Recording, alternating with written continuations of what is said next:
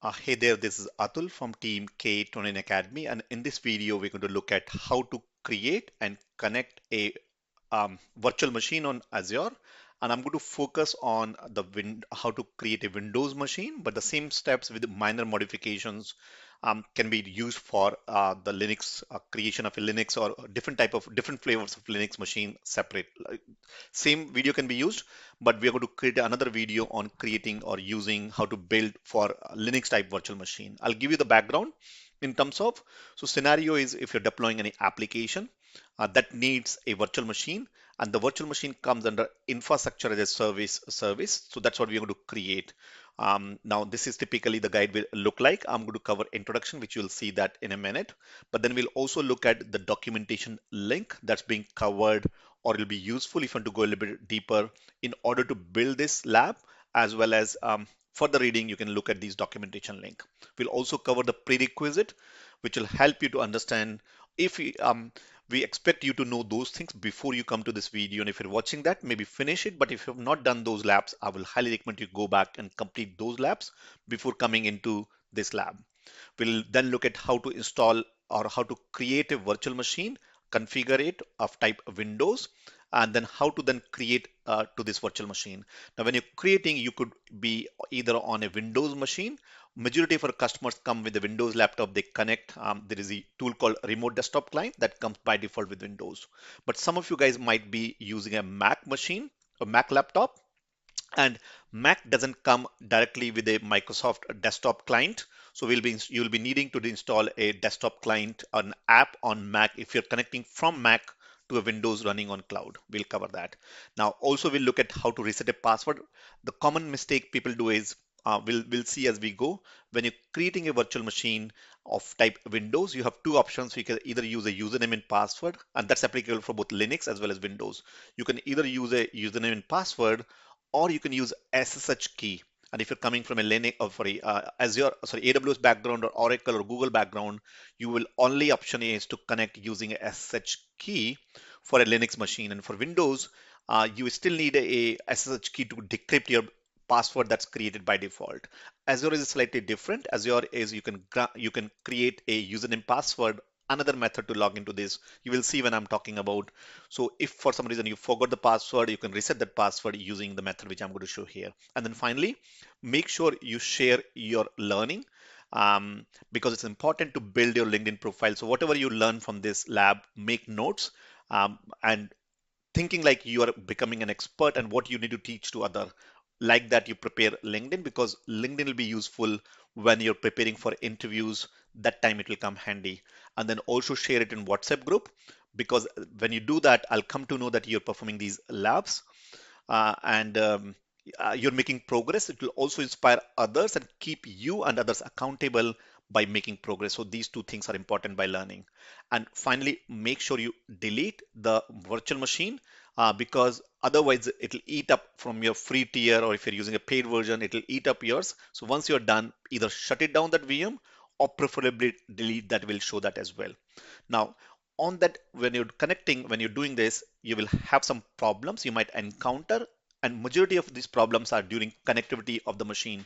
So when you're connecting, you might hit problems on connecting to this Windows machine that you've created. We'll cover all these issues. I'll explain those as well as here. Now, this is the guide look like if you look at here, or this is the video or the description. So this is my outer boundary is about my Azure. Let's suppose this is Azure. Within that, we are creating a resource group. Now, resource group, um, either you've already covered in theory, otherwise you'll learn this. Resource group is collection of resources, be it virtual machine, networking, storage, databases, anything and everything that you create in Azure. That resource group, that you go and create it, that will have all my resources, including virtual machine inside that. You can have one, maybe just a virtual machine, or you can also plug in all the other components like networking and so on. So when you create that, you can manage the entire resources through a resource group. You can delete them, you can give access to others and so on. And that's what we are going to create that. When we come to this point, we'll explain you. But inside that, you will have a net, or not inside, but inside your Azure account, you will have a network through that network, you'll be getting a IP address. That IP address will be assigned to this machine we called NIC or network interface card. I'm going to show you when we go to create that. Now, this machine will have some operating system or a disk on which operating system will be installed, and that is the disk which will show you when I come to this point. And then you can have some additional disks that you will see as well. So once we do that, I'll correlate to this diagram. So come back to this diagram as we are progressing this as well. Now, there are some other options. When we create and log in, we'll show it to you. Now, this is the documentation link which is talking about. So you can read furthermore here, what is the virtual machine? Further reading, what is a virtual machine? How does Azure Virtual Machine means? And then log into the portal because that's what we are performing here. Now, prerequisite, you should already have a free or a paid account on Azure portal. I've already logged in. You should be familiar with that portal, Azure portal. And if not, there is a separate video and guide talking about that. There's one more guide, and maybe by the time you're watching this video, we would have been updated this guide, which is creating a billing alert. That's additionally is an alert for first 30 days you will get a free trial, so that's okay, but free trial is also the limited amount, so make sure that you shut down or the machines or terminate the machine after use, or at least set an alert. So if you're using, for example, more than 100 rupees or $1 or $5 or $10 a day, you can set an alert so that you know, hey, you've used some amount and you remember to delete those as well. So that's something coming. You should have that guide soon here.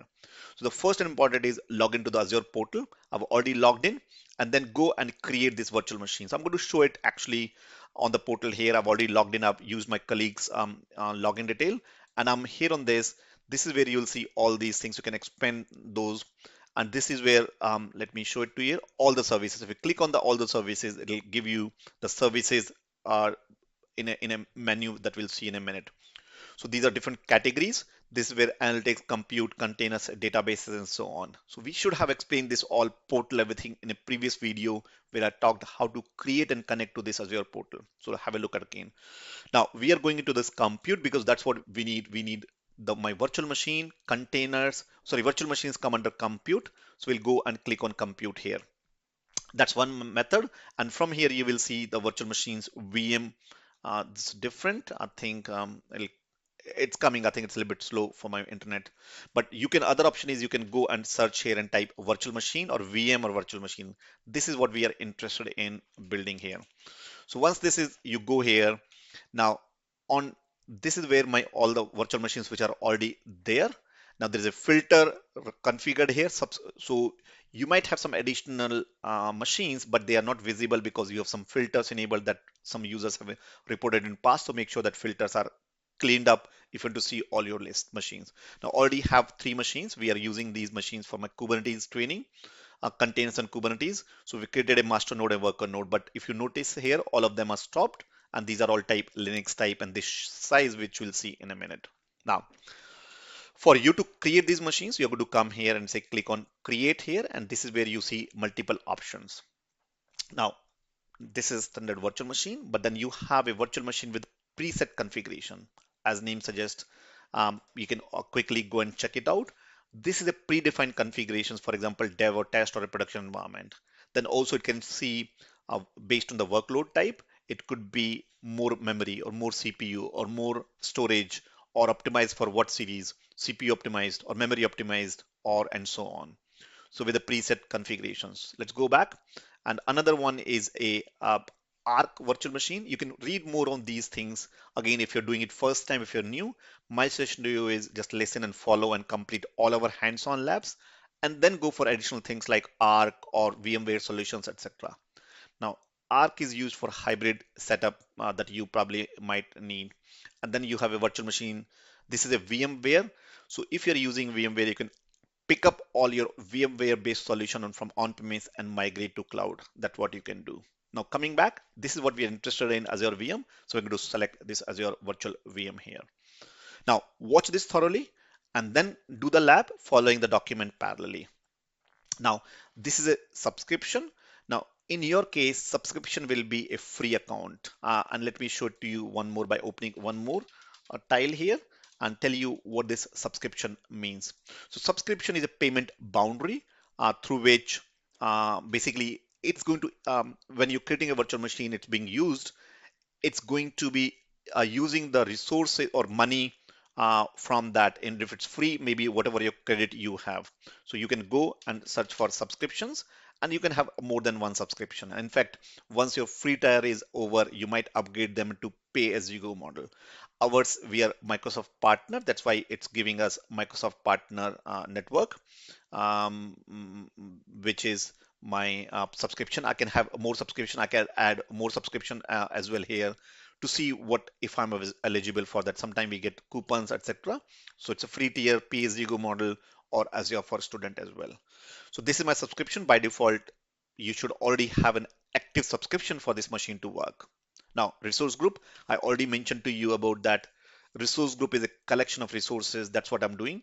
I already have some resource group. I could have used them, or let me create a new resource group, and I'll say K21 Academy dash, this is for VM testing or whatever you want to name. Okay, and click on OK.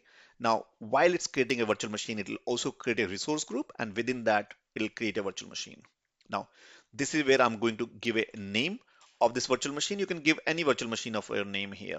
Now, so name I'm picking is a demo VM. So let's stick to this document so it's easy for us to remember. We'll pick demo VM. Now, if you notice in the screenshot, the subscription type was Azure for Student, whereas in mine, I'm using Microsoft Partner Network. In your case, it could be pay-as-you-go model. It could be and something else as well. Okay, so just I hope you understand the meaning of that. Then you type demo VM. Now, region is a geographical location or the data center in which it's going to create that VM, because eventually it should be running somewhere. So that's running in US, East US. You can drop down and select whatever region you're selecting. Now, this is different from if you're coming from AWS background. AWS, you select a region from the right side, bottom, top right, and then whatever region you are selected, that's when you're creating a VM, you're creating in that particular region. I like a little bit Azure better because now I can select from here any region. So I'll pick any region of your choice. Let's stick to what they're saying, US West 3 or so I'm going to select this US West, US 3. Now, one thing, depending on type of machine you're doing, that may or may not be available in that region. And of the shape and size, whatever we'll select there may not be available. That's when, because it's a trial version, because it's a pay as you, I'm assuming, or trial version, you might have to pick something else or some other region if the machine of type you want to build is not available or that shape is not available in that region. You'll understand that when I come to that point. Now, this is important, availability options. In theory, when we come to the compute module, you might be watching this video before or after, but in the theoretical part, when we cover our concepts, we are going to teach about availability option there, but there are multiple availability options. You can say, I don't want any redundancy, or I just want, this is just a dev environment and configure with no redundancy. I can select that. Or I can say, hey, I want availability zones, which is nothing but, if you've understood the first part or if you've covered basic concepts, there we are covered, or we're going to cover if you've not come to that point yet, which is each geography, which is a country, is divided into availability zone, which are multiple data centers interconnected by high bandwidth pipe, low latency and high bandwidth pipe. So if I select availability zone, then I can pick up, do I want to put in zone 1, zone 2, zone 3, or I can select all of them and it will decide and automatically will pick in any. I'm creating 3 machines now because I've selected 3 zones as well here. So I just want my one machine, or I'll come back. This is a availability zone concept. Now, there's also a scale set and availability set. Now, again, if you're new, I would suggest go with maybe no infrastructure or just one availability zone. We'll see in the documentation what's available. But later we're going to go and select or do a little bit labs on virtual machine scale set and availability set as well. So just to let you know that's coming. I'll give a brief overview about what's that. So virtual machine scale set is you're distributing the virtual machines within a fault domain. Now, what is fault domain? Just to make sure that we don't, I don't want to make it a 4 hours, 5 hours video. We can cover that, we'll cover that, but understand there is something called as availability zones, fault domain and availability domain. We'll look at fault domain and availability domain a little bit later. So it's basically distributing your VMs that you create across fault domain and zones, availability zones and fault domain for high availability. Then you have ability set basically, and when you select that, it will automatically distribute, or Microsoft Azure will automatically distribute your VMs across multiple fault domains as well. So for now, let's see in the training what we are saying. We are saying no infrastructure redundancy because it's the first time you're building, I'm assuming. Now, there's another thing called security type is, as the name suggests, and you can look at these document further reading tips on everything will be supported by this more information and the corresponding document. If you're doing it first time, I repeat, first objective should be let's complete all the hands-on lab in the program.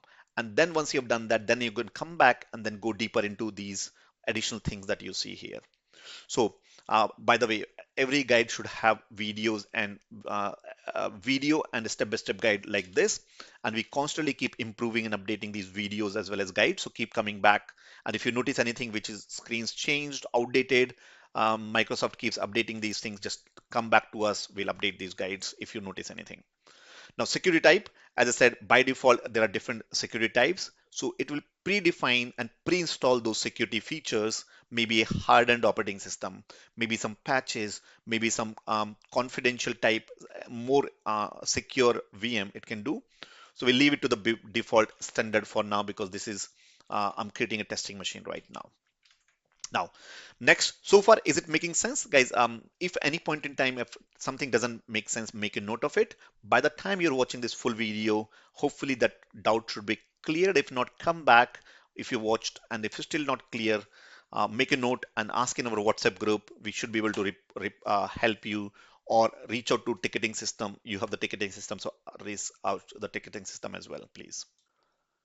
Now, image here that dictate what is the type of operating system. And this is where you select Windows or Ubuntu or Red Hat or SUSE or Oracle Linux, different flavor of operating system on which the machine that you want to create.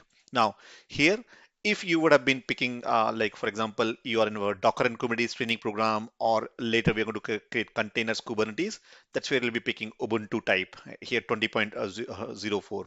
But in this example, I'm picking Windows Server. Now, Windows also has multiple flavors. I think in the documentation currently, we probably might be checking 2016 if I'm not wrong. Here, yes, but by the time you might see a different one. So I'm forward thinking right now. We are in 2022, 2022 version. This is I'm recording on 23, late 23. So I'm picking 19 to 2019. But in case if the new version comes, you can pick up that version itself. So I'm picking 2019.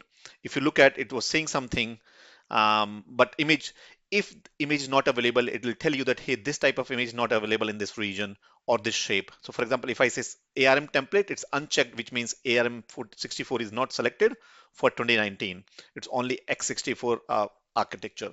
Now, if you're not familiar, these are actual compute related options, nothing to do with the cloud, whether do it on premise or cloud, but this is a type of virtual machine architecture, which is x64 based operating architecture or ARM 64 bit.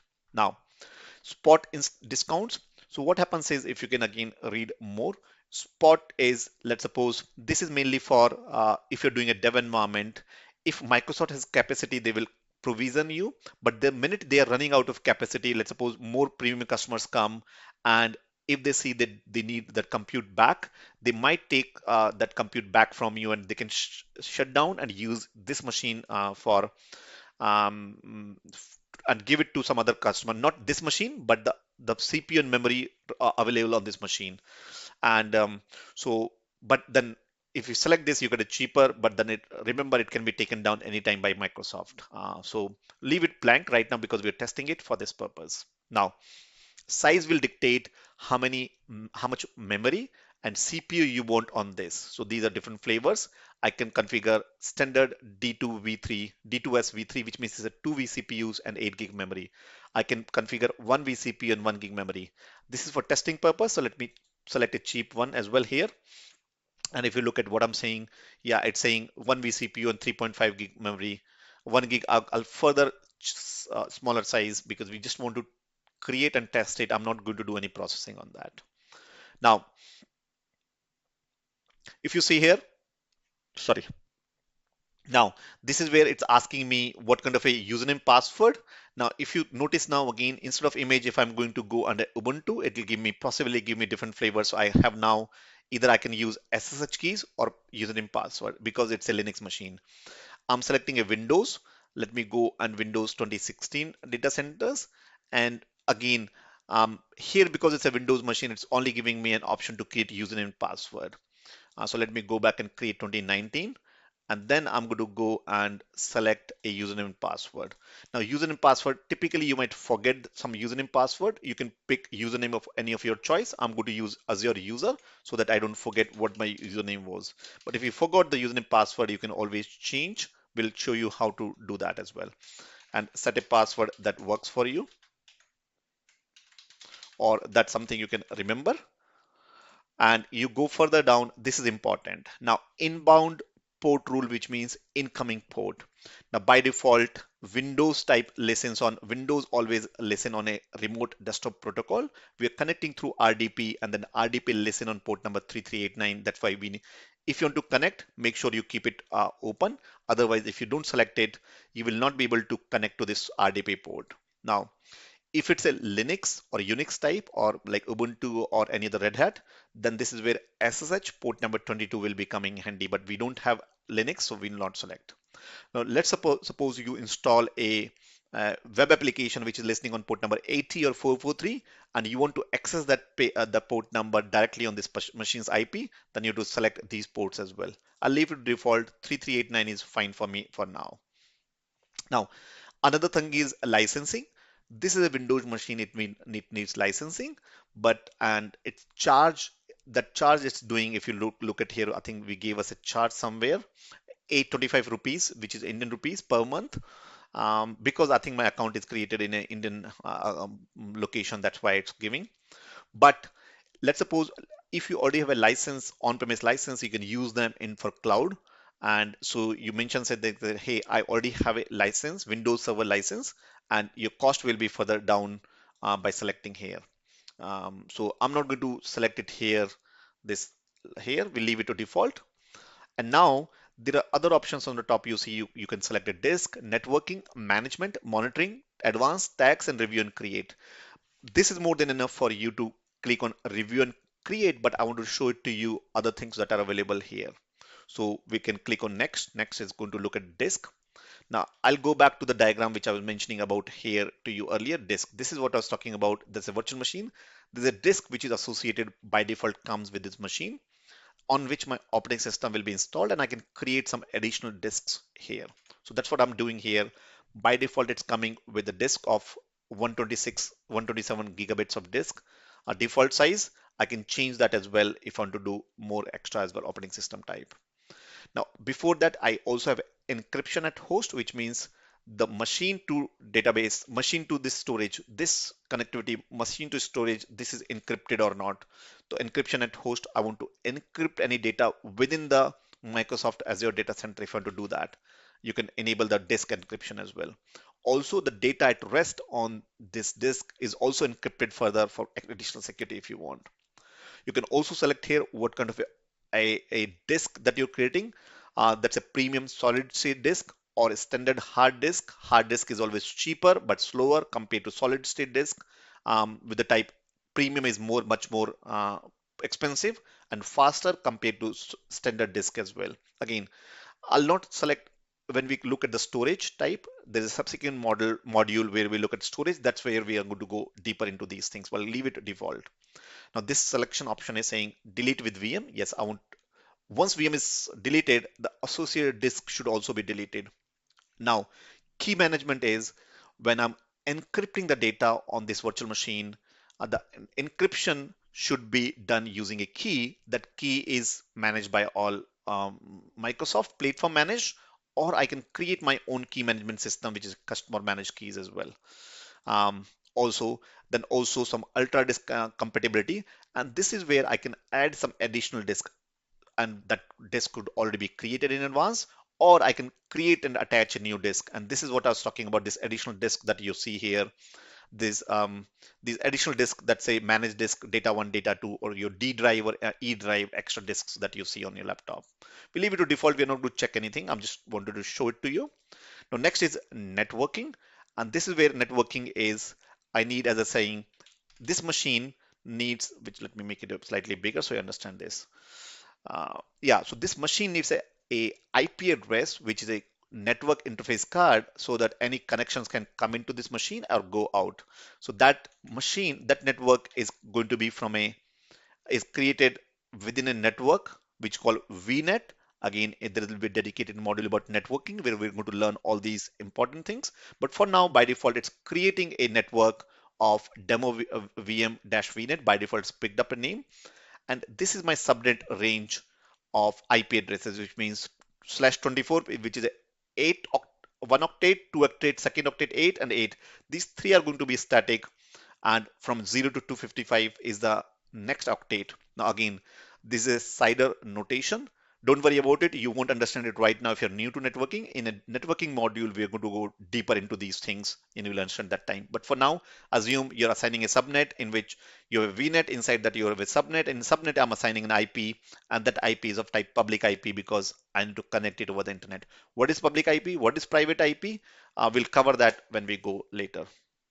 Now, network security group, which is nothing but a firewall at a IP level. We'll cover that as well.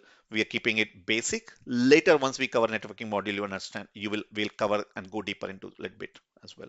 Now, it's saying public inbound port. By default, it's saying allow, but only port 3389 because that's where my RDP connections are coming.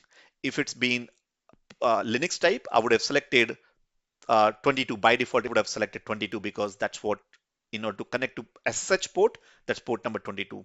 I can add this additional ports, and that we can do it later as well. I'm going to, once it's created, probably later in compute module. If you're listening in compute module, this video, there'll be subsequent videos about how to open the additional ports, change all these things. All these things can be changed. So don't worry if you miss something as well.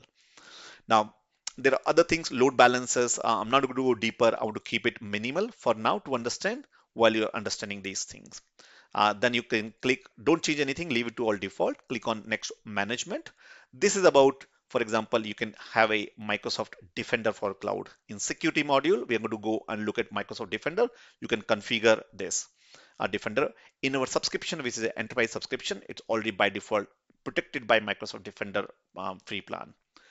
Identity, again, in there is a managed identity, and there is a different type of identity that you'll see in the the security module. That time we will configure and we'll see that using that system assigned managed identity, it can do some additional task which we'll cover. For now, I'm leaving it. Don't select, you don't understand that right now. Once we understand, we'll come back and look at all these things later in advanced modules. You also have Azure Active Directory. This is where you have all your users and groups, and you can configure it within a Active Directory domain controller setup so that a machine, a user, if you link it to Azure Active Directory, then any user who's a member of that Azure Active Directory can also log into this machine. It's typically the way, if you worked in on-premise, you have a Microsoft Active Directory integration with your machines. You're putting them into a Active Directory domain group. And if you don't understand, don't worry about it right now. This is way advanced than if you're coming new to this IT and so on. Then you have auto shutdown, which means it will shut down the machine at particular time frame. If it is a test environment, let's suppose your office hours are morning 9 to 6, and then 7 o'clock it will automatically shut down and so on. Leave it to default. You can also enable patching. Operating system needs to be patched, so it can patch, enable hot patch fixes, etc. as well. We'll leave it default. You can also configure monitoring. There'll be a dedicated module about monitoring, diagnostic, logging, alerting. You can configure all those things. We are not doing it right now. I think we are saying diagnostic disable, but don't worry, you can leave it, and then because this is a testing environment. You can also go some advanced things, which means extensions. So you can add some additional extensions, like you want to protect it by a antivirus software you want to configure, or you want Windows Server monitoring, or you want to install some .NET agents, or some additional things you can configure. We're going to leave it blank for now. Also, we can there's something called as custom data. When a machine is being created, you can say, hey, run some scripts, maybe do this setup or do those. And these are handled by something called as cloud-init, which is standard feature for any cloud initialization feature. In that cloud init, we can add some custom data scripts or user data script. You can configure some additional scripts to do on that particular machine. Again, very advanced things. We'll cover that later.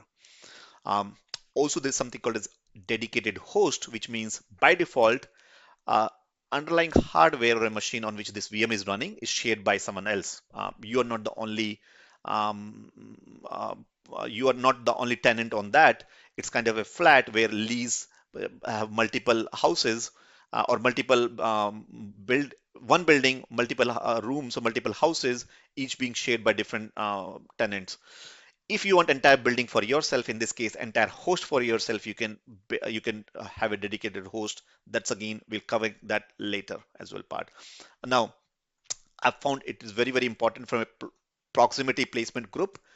Proximity placement group is where let's suppose you want two virtual machines to be together with each other. Typically, you want to do, for example, I'm using SAP or Oracle e-business suite or an application where two machines needs to be very close to each other for because they are part of same maybe cluster or something, and you want very you want to put them together for some reasons from a performance point of view and so on. You can put them and create a proximity placement group. Very important if you're going for interviews in for advanced setups like Oracle e-business suite or Oracle PeopleSoft or enterprise applications that needs to be together, machines needs to be together. So we can configure that. We are not doing any of that right now. I'm just explaining that to understand. And finally, tag is very important for billing, for additional things you can do. It's a key value pair and say, or I can say, hey, environment type. So I can say, I can write and build a new tag and say environment, and I can say this is a prod environment or a dev environment. I can say value is dev.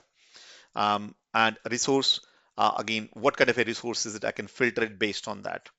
So maybe you can say resource categories, maybe virtual machine and so on. So next time I can say filter based on the tags. I can put some rules and say if dev environment, do this, or where all the tags environment name is dev, do this, environment name is equal to prod, do this, and so on. And there's some additional things. We'll cover that in tags as we come up forward. Now, I'm not going to do any of that. We leave it everything default. Once you come to this point where you say review plus create, and that is where it's going to check whether everything is ready. You're not creating yet. A lot of guys make a mistake and say, oh, it's done. It's provisioning. It's not provisioning. It's just validating all the options I've given. It's giving me costing based on this. It's giving 1 rupee per hour, which means like couple of cents, like less than I think 10 cents or maybe 1 cent per. I think it's 1 cent per hour. It's very cheap because of the type I've selected on here. So even if you're running for maybe 5 hours, you're paying 5 cents, which is 5 rupees. Very cheap again. Um, it's telling me all the things that what I've selected everything, and then I'm saying click create. So once validation has passed, if validation failed for some reason, you need to go back, fix that, and come back. In my case, all the validations are passed, and saying click on create. And now it's going and creating the machine. You will get an alert like this here and saying what's happening. You can click all of those things, and you can even go and come here and see what's doing. So this alert, it'll tell you it'll be creating different things. It'll be creating a virtual machine or network before that, resource group, all those things which we selected. It will tell you what all things deployment progress is doing right now. So let's go look at documentation so far. We've come. I hope it's making sense. And if you're liking this video, make sure you ask in WhatsApp group and tell that you're enjoying the video and you're looking for more such videos. We'll create more and more based on the feedback that we get. So we are at this point. No, I think connect will come later. You've clicked on create and then we are on alert point. Once it's ready, it'll take probably around 5-6 minutes on here. So we'll wait for this to create. And once this created, you will get a message saying here and saying machine creation done. So if you look at here, what is done? It's creating an IP address, or before that, it's saying it's created a demo VM 263 network. I'm not sure what it's saying. You can click on and options here, and it will tell you more exactly what it's being done. And it's behind the scene, it's small task it's doing using ARM template, Azure Resource Manager templates, ARM templates, which we'll see later. So it's created a VNet. Inside that, it created NSG, Network Security Group, which is a firewall. It created an IP address, which is going to assign to VM. And so it's doing all those things in order to prepare this VM. So let me pause this and I'll come back to this once it's ready. This VM is ready. So I think I waited for a few minutes, I think 4-5 minutes or less than 5 minutes, and it's saying your deployment is complete. You should also get an alert like this: deployment succeeded, which means it's completed successfully. We can easily go to either clicking here, go to resource, or you can go back to the virtual machine VM again. Let's suppose you forgot, you close this window or something. You'll come again and you'll see here demo VM. Let me close this one from here. Demo VM. This is what it's saying is running. This is where you created West US3 standard BS. Subscription is this, and this is my resource group. And if you want to see what all things are being created in resource group, just click on that. I'm on a resource group panel right now here. And if you notice here, I can move these bits here, and I can always expand and shrink by clicking on these links here on here. Now it has created a demo VM, which is a virtual machine. It has also created an IP address behind the scene. It has also created a security group, which we'll talk later in networking module. It has also created a network, which is nothing but my actual network. That also created a network interface, which is attached, and it also created a disk on which my operating system is installed. Now I can go back to this virtual machine and click on this virtual machine here, and I'll see everything about this virtual machine here. So let me again move it, these virtual machines. I want to show it to bigger manner. Yeah, this is where you see now everything I can connect. This is where you can connect. Because machine is already running, that's why it's grayed out. But if you stop it and I restart, I can start it from coming here. I can restart as well. I can stop it. I can delete this VM. I can refresh the status of this and so on. This is where it will give me the public IP. I can simply select that and connect using a tool called RDP, remote desktop connection. This is already inbuilt come on a Windows machine. If you're on Mac, I'll show it to you what to do if you're on a Mac, if you're testing this on a Mac machine. Yeah. Now DNS is not configured. This is my network and so on. This is all the additional things. I can also go and look at here on left hand side, all my activity log, what happened to this machine, tags, identity security, and so on. Then there are other things like networking. All my networking with respect to this machine is configured here. It says these are the ports allowed on this here. This is where for connectivity we just now saw. I can integrate with Windows Admin Center. I'm not going to cover that right now. We can configure that later. This is where all my disks are attached. I can add some more disk if I want to by adding an additional disk here. We'll come to that point as well. Size, it will tell me what kind of a machine, Defender Cloud, all those things. You can play with this. What I wanted to tell you is if you forgot your password or if you don't remember the username, you can click here and reset the password for this user that you've created at the time of here. So this is my user ID and this is password. You can change all those reset password for this user as well. Now, there are other methods of connectivity, which we'll see that later, but I want to show to connect on this machine. And this is where we are saying how to connect. We'll update the guide as well and say there are two ways to connect. Ideally, yeah, there are two ways. Way number or two options. Either you're coming from a Windows machine or coming from a Mac machine. So this is where we are saying connecting from a Windows machine. For Mac, I'll cover that in a minute. And you have to use either Windows or Mac because you could be either connecting from Windows or machine or Mac. You can't be connecting from both at the same time. Yeah. So for Windows, you go and click on connect here. So we'll come back on machine, this demo VM, or you can click on this connect. You will be able to see here as well. Let's see. So, or let me actually come here so I can see the proper right from day one rather than going directly. Now, if you look at under connect options, you have multiple options. So it's showing me that, hey, these are my public IPs or these are my machines available. Or if you go under, let's pick it under overview and you click on connect here, you will come onto the screen. And the screen might change slightly here, there, but understand the concepts, what we are doing right now. This is giving me, this is my public IP. I can copy to this and I can simply go on to this machine here, MSTSC, which is a remote desktop client, or you can say remote, and you will open up this remote desktop connections. If it's Mac, we'll cover that separately. I'll explain you separately. So you copy this and say remote. This is one method. It's simple and easy method, remote desktop connection. You select and give the IP address that you select here. So I'll copy the IP address from here and I'll put it here and click on username none. If it gives you an option, sometime it gives a username. One second, connection settings. Let me go on username. Sometime you see a domain name in front, maybe a phone number, ID. If you're logged into some other domain, it might show something. Make sure that you keep it blank, or the username which you selected later we can configure later. I'll explain you. So no, let me and click on connect here, and then it's asking me the credential, which means I'm ready. It has, if you come to this point, that means it has able to connect head to the server on the cloud, and then responses come back and it's asking me username password. If you don't come to this point and you get a error message, which I'll cover in the document, at this point you may not even get this user ID and password prompt like this, which I'll explain you. You go to the troubleshooting section, because a lot of guys complain that they are unable to, they hit problems like this, which I'll explain you minute and here. So you might get an error message like this: remote access to the server is not enabled, or some issue. That might be because there's a connectivity problem, which means firewall port might not be opened, or your laptop has a firewall which is not letting you go out of that. Typically happens when you're using VPN or any you know or you're using a laptop which is restricted, that doesn't allow the connection.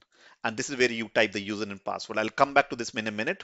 Or let me show it to you right now here. We selected the user ID, which was, I think, I forgot, Azure user. If I'm not wrong, we selected, and that's why it's important to remember these names, the user IDs, password. You need to keep them somewhere. I totally forget at times. So I think we use demo user or Azure user. Azure user was the user ID we used. So we'll type Azure user and the password that you have selected, and click on, maybe you want to remember, you can say remember me and click on OK. And then you'll get a warning saying this identity of the remote computer cannot be verified, which is saying by default it's validating the signing authority. Otherwise, don't worry, I'm not going to cover that right now. I don't want to complicate. It's already, the video is longer. I'll explain you then in a minute. You simply say that yes and go ahead and log in. In simple terms, the authority who signed this certificate for that particular is not valid authority, because these were self-signed certificates. Simply say yes and you will be logging in. That's one method of connectivity. I'm onto this Windows machine. It's doing some activity for me, and that is where I'll leave this and we'll shut it down. But I'll explain you other things as well for connectivity. Let me go back to, let me minimize this. Let me go back to the terminal again. There's a few other methods that are there, connections. It says total 4 ways to connect. So let's show those 4 ways. What are those 4 ways? So just now we saw, which is a RDP, remote desktop, which we saw just now, or the same thing you can do from a native RDP, which is selecting this method, which is the RDP which I showed you just now. It's doing the same thing, downloading the RDP file that will have this machine IP address and other things. This is something which I've shown you just now. I've done it manually rather than downloading here. There's another thing called Bastion service. You can connect from a Bastion host, which will cover that when we go more security, networking and security. That time I'll explain you how to configure using Bastion and connect using Bastion, which is nothing but a jump box you might have come or seen earlier. You also have a Windows admin center, which means from the browser itself you can connect, but then there's some additional settings you need to do in order for this VM. There's some additional parts which needs to be done, which is I need to install, configure some outbound port rule, which means outgoing port, which means I need to configure in firewall. Also, I need to install this admin center, which is a little bit more complex. If you're new, we'll cover that later. I don't want to touch base with you on this. It's basically, it's connecting to Windows Admin Center and Microsoft Entra ID, which is now Azure Active Directory. Sorry, earlier it was Azure Active Directory, which is now Microsoft Entra ID. We're not covering that right now. You can also connect using native SSH, which is a SSH build over Windows Server. Again, too complicated for beginner. We'll not touch that right now. Or you can look for serial console. If you, let's suppose you're hitting some problem, you can't connect in any of the methods, then you use serial console, a troubleshooting method. Again, too complicated. We are not going to do that right now. So we'll cover that later. I've just shown you this is how you can connect. If for some reason you hit any problem in connectivity, look at the troubleshooting section at the bottom. I'll tell you right now what are the common issues which might be.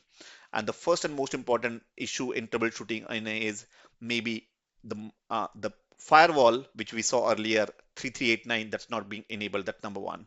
Second could be that the machine you forgot to get a public IP. Some reason we'll see that as well. Or you have a VPN on your laptop which is blocking outgoing port 3389.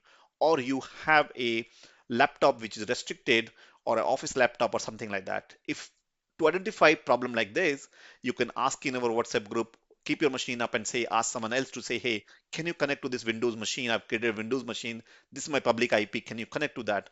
And if they can connect and you can't connect, that means it's problem with your laptop. If they can't connect either and machine is up, you verified, then that means it's a firewall port issue. We should be able to guide and help, but look at some of these issues as well, which will show you how to open. This should be in this document as well. So that's connectivity from Windows. Now, how to do it from Mac if you're doing from a Mac? Now, Mac has a utility called, this is connecting from Mac. For Mac, you need to download a utility called RDP, Remote Desktop Protocol. So I'll show it to you, RDP for Mac. So you're going from a Mac to Windows. This is an app which is a remote desktop manager app on your Mac you need to install, and then basically Microsoft Office client, you'll be downloading this app, installing it to your Mac machine, and then you will have the rest process same, which I've shown here. You get a remote desktop, you install the remote desktop, and then rest process same. It's asking you the public IP and then username password for the machine. When it's a PC name, it's the public IP of the machine, and then username and password, and you're straight in the same. Now, for some reason, you forgot the password, and you want to, or you don't remember the password. You come here and go under here and click on reset password, and it basically you can reset the password as we saw earlier. That's another thing as well. Now, one thing, once you have done these things, make sure that you share the link learning. I'm going to add some document. By the time you're watching this, the document would have been updated. Why we recommend you to update on LinkedIn? The reason being is that you share all these things that I've given, make your notes, maybe bullet point, networking, storage, all management, tag, what all these do, some links, and then share on and say, I've just completed a creation a virtual machine, or maybe just want to show you, you're teaching basically, you are explaining others, so you become an authority on that domain. You will learn that way. You will also share how to write notes, make notes, and then also share with others. So you're building your profile. What happens is when you're going for interviews, uh, before an employer select your your CV, they will look at your LinkedIn profile and they will build more and more about that. Also, so they will automatically think you that you know this stuff because you're sharing content, and over a period of time, when you complete all the 50 plus hands-on labs, by the time you come on a 30th or 40th, your profile will be all over the place. In terms of, it will keep coming on searches. People will know you as well, and that's how I built my profile. My team and everyone who is successful in the program does that. Also, make sure there is some additional thing about LinkedIn. In the job-oriented program, we talk about all the 13 things you need to do on a profile. So make sure you do those. Also, I'll record a video about which will come here, why you should share these. Tag K-Tone Academy, tag me, so I can then we can share with our group as well as you as an expert, and that way it will build your profile as well. So that's how we build and help. Other thing I want you to do is take a screenshot of this page on here, maybe this demo VM here or whatever. Take a screenshot of this and post in our WhatsApp group. And when you do that, I know that will tell me that, hey, you're doing the work. It'll inspire me as well to do more and more. It'll also make you accountable. Also, it will inspire other guys who want to do this lab. They will come for help. You can help them, or they will also do the lab. That's how we keep each other accountable as well. So make sure you post in WhatsApp group. That's another one. And once you've done this, make sure that you delete the resource or shut down. And I'll tell you how to delete. You have two options. I can simply delete this virtual machine, but if you delete this virtual machine, my networking, other things will still be intact. So the best way to do is delete the resource group. And then when you delete the resource group, all the resources inside the delete group, resource group will also be deleted.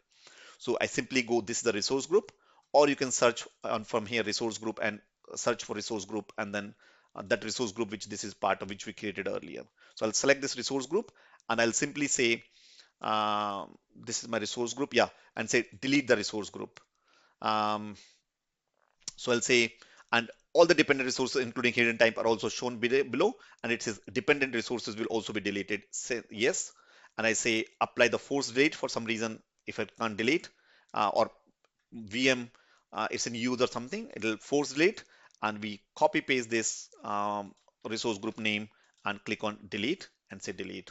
Now don't believe it on yet, don't delete and close. Sometime for some reason it's not deleted properly, it's running, and behind the scene you might come across and or you don't realize, and after 2 days or 5 days you come, it's still running, still cheap, it's still not a lot of money, but it'll eat up your free account or unnecessarily waste money. So make sure you don't close this till you're 100% confident it's being deleted. So it's deleting. You can see again, same process. It will tell you what exactly it's doing. So it will be deleting one by one as well. Also, parallelly, what you can do is I usually go into the virtual machine itself and then select and then delete it as a backup plan here. So I simply say stop, or maybe I'll select and not even stop, delete it here. Um, so it's basically making sure that it's deleted successfully. Apply the force delete, yes, and it's saying with that disk which we saw, also I want network interface card and public IP. All those things I want to be deleted with this, and I've read in conditions because I understand I want to delete it, and delete mark deletion. Fail to update associated resource virtual machine demo VM, maybe because it's already deleting, that's why it's saying. So maybe refresh this again.